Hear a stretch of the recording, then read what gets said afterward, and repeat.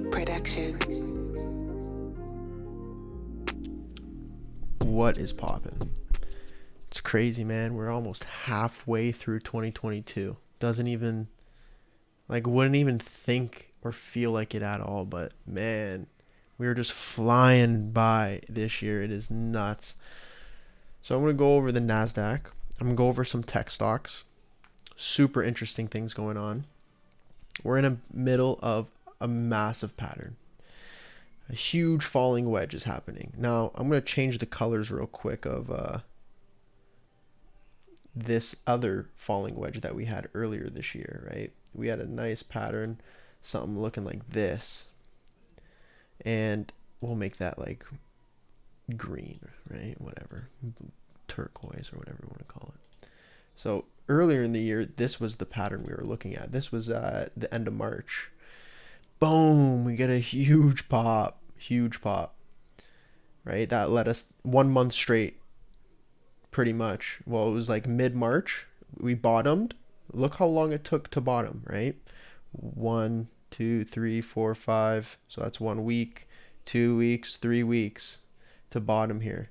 Over here, look at this bottom, 2 weeks to bottom around here. Notable, right? So keep in mind, like when a stock or the market is trying to find a bottom, it's gonna take time, especially right when we zoom out and we look at how big of a pattern this is. It is a massive pattern that's going on right now. But yeah, to get back to this previous falling wedge that we had, we ended up having the breakout. Now it looks like we're taking a little bit longer, right? Which is fine. It just takes a little bit more time. If you really think about it,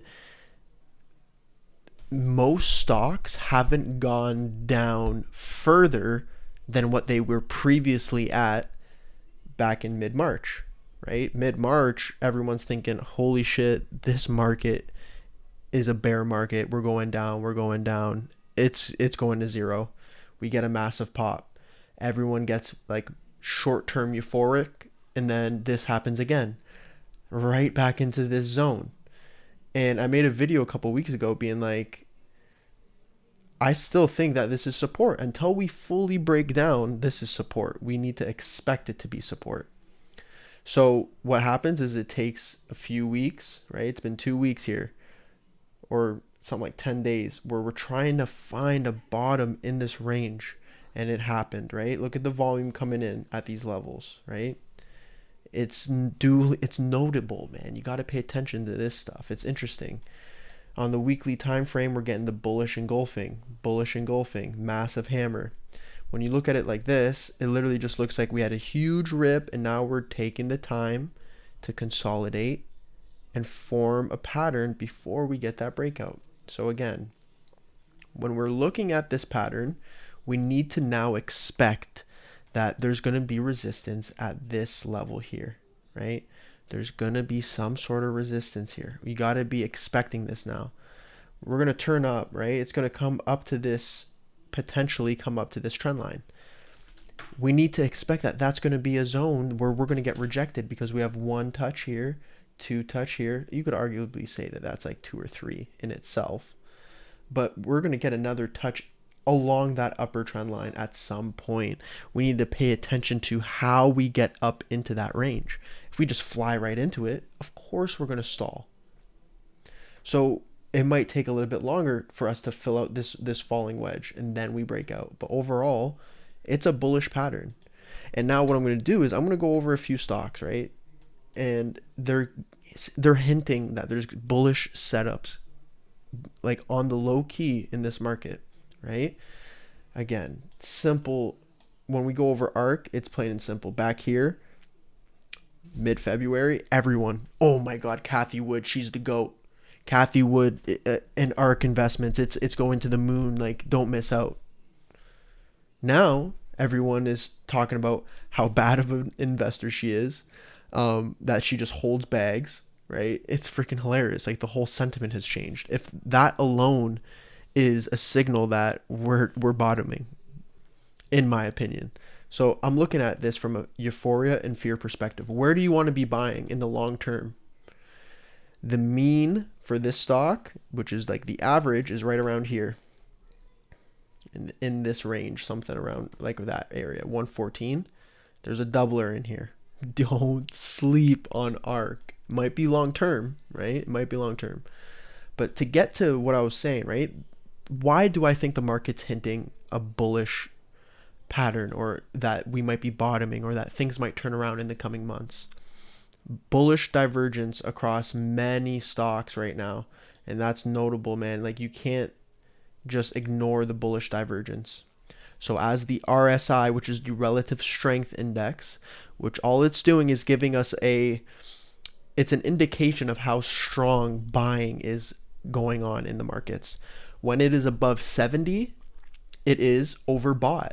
So it's way overbought, overvalued, some could look at it, right? And when it's below 30, it is then oversold. So we hit 23, which is, it doesn't happen very often in this stock where we get down to 23 on the daily. We hit 23 and we've been creating bullish divergence for, it's been a few months, since the end of January here. So it's taking some time, right? Like, we could look at it like this. The lows of this stock are coming down while the RSI is rising. That is an indication we could be bottoming. Massive volume coming in at the lows, right? We're back at levels that we were at literally 2018. Like, it's not, right now is not the time to think about fear or anything. Right now is the perfect time. Manage risk and make the investment for long term. So when we look at PLTR, very similar, even larger of a bullish divergence. We're getting that rise while the stock is trying to find its base at around $10.40. So again, right, you could look at it and say that, oh, it's a huge bear flag, which is very possible. We don't want to ignore that. But it could be an accumulation zone at the bottom of a range, where right now this is just an equilibrium phase until we slowly break up that point and we start making our way up higher. It might take a long time, right? 2022 might be the year where these stocks are taking the time to set up for 2023. And if that is the case, we are going to be banking in 2023. So it's time to pay attention very heavily and start to be making plays, in my opinion. I know I'm definitely going to start doing that. So again, Sklz. Why can't we break below this point on Sklz? I think that this one, man, this one's the biggest sleeper in my opinion. Ignore the earnings, because this stock has been just absolutely beat up. This stock right now is slowly trying to base, and it's going to eventually have a massive run, in my opinion. Slowly it's trying to base, and we're starting to curl right back up again. And it's taking a long time, so it's faking people out. It's one of those names where people are going to think it's happening now. Well, let it develop, let it take time. But that zone, this zone is major. We break above 350, she's gone. And for a risk reward perspective, down here at $2, $2.30, you're getting a steal. So those are a few names I wanted to highlight just to give you an idea, right? The overall market, when we look at the Nasdaq, looks like it's creating some sort of falling wedge. We're bottoming. Bullish divergence on the Nasdaq as well. Now, when we look at individual tech stocks, similar action. We're getting that bullish divergence. Stocks are trying to base. This is what we want to see. Like, keep in mind, the market sentiment right now is so bearish. Like, you ask, go do this. I highly recommend you try. Go and ask a random person about stocks. It's even better if they know nothing about stocks. They're probably going to be like, "Oh, the market is sketchy right now." If they kind of pay attention on like they watch the news type of basis, they're going to be like, "Oh, the market, you don't want to invest right now. The market's going down." But this is actually the time to be longing, though. It's hilarious. but of course manage risk. But like a lot of these names are, I have a feeling that next year we're gonna look back and we're gonna be like, dude, why didn't we long?